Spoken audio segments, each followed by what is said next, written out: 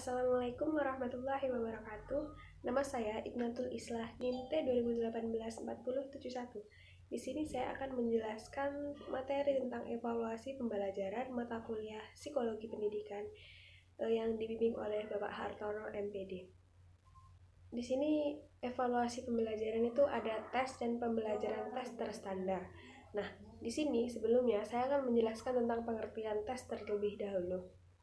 Jadi secara harfiah itu kata tes ini berasal dari bahasa Prancis kuno yang artinya itu piring. Piring yang untuk menyisikan logam-logam mulia. Nah, maksudnya di sini itu dengan menggunakan alat yang berupa piring. Itu akan diperoleh jenis-jenis logam mulia yang nilainya itu sangat tinggi seperti itu. Dalam bahasa Inggris, ini tuh ditulis dengan tes yang diterjemahkan dengan makna tes, ujian atau percobaan. dalam bahasa Arabnya itu adalah imtihan.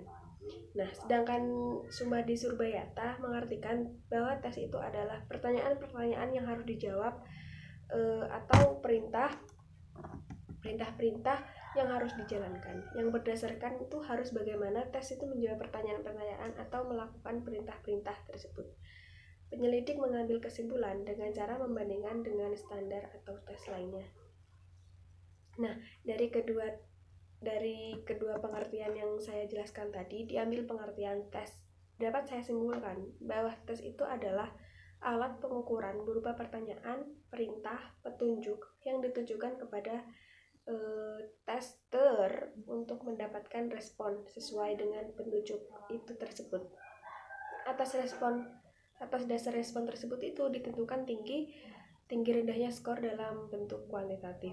Selanjutnya, dibandingkan dengan standar yang telah ditentukan itu nanti ditarik kesimpulan yang bersifat kualitatif. Seperti itu.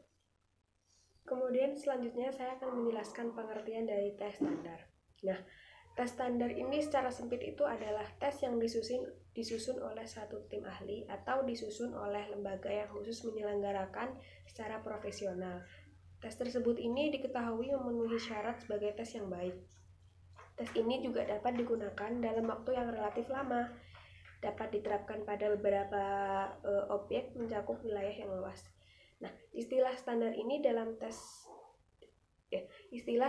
dalam tes ini dimaksudkan tuh bahwa semua siswa itu menjawab pertanyaan-pertanyaan yang sama dari sejumlah besar pertanyaan yang dikerjakan dengan menggunakan petunjuk yang sama dan dalam batasan waktu yang sama. Dengan itu, maka seolah-olah itu ada suatu standar atau ukuran sehingga diperoleh suatu standar penampilan dan penampilan kelompok lain dapat dibandingkan dengan penampilan kelompok standar tersebut.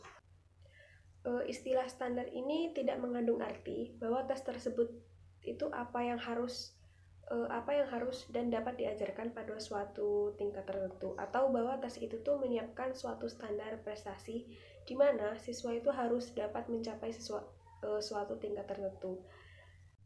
Dan di sini kegunaan dari tes standar itu yang pertama itu untuk membuat pertandingan. Jadi misalnya ingin mengadakan pertandingan itu bisa menggunakan dengan tes standar.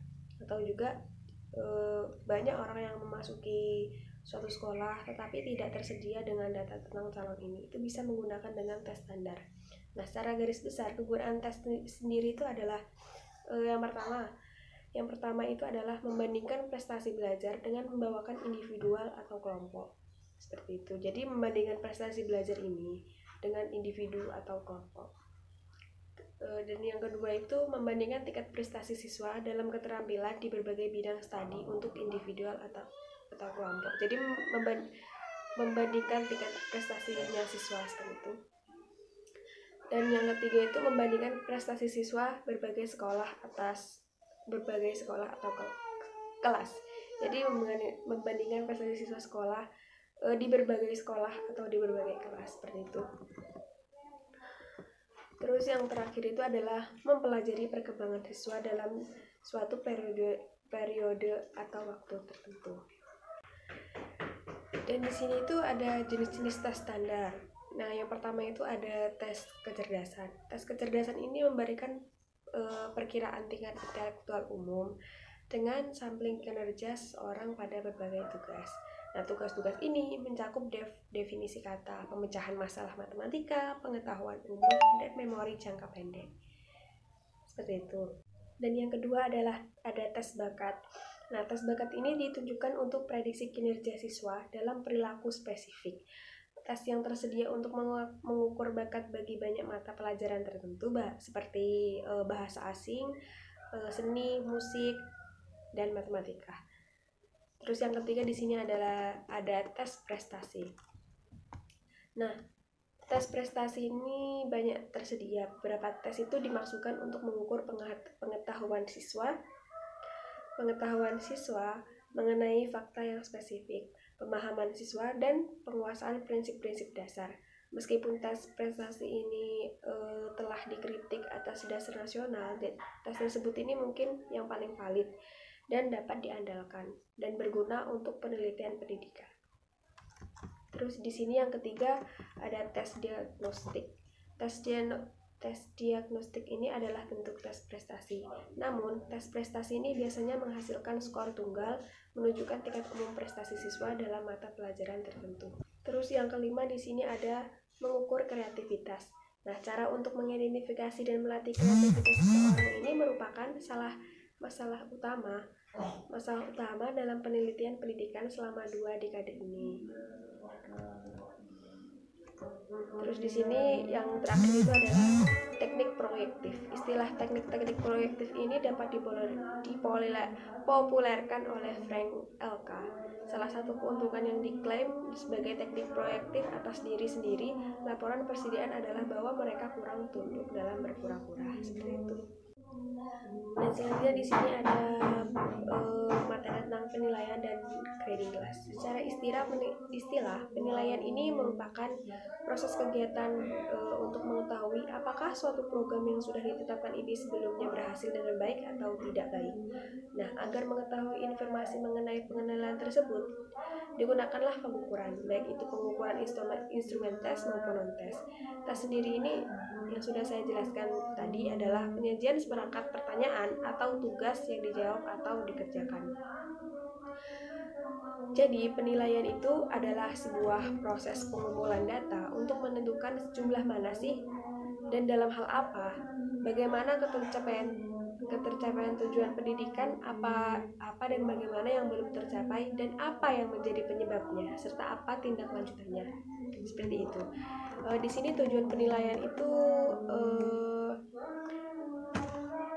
sebagai grading. Penilaian ini ditujukan untuk menentukan atau membedakan kedudukan hasil kerja peserta didik dibandingkan dengan peserta didik lainnya. Fungsi penilaian untuk grading ini cenderung membandingkan anak dengan anak yang lain sehingga lebih memacu pada penilaian acuan normal. Terus di sini juga sebagai alat seleksi. Jadi penilaian ini itu ditunjukkan untuk memisahkan antara peserta didik yang masuk dalam kategori tertentu dan yang tidak.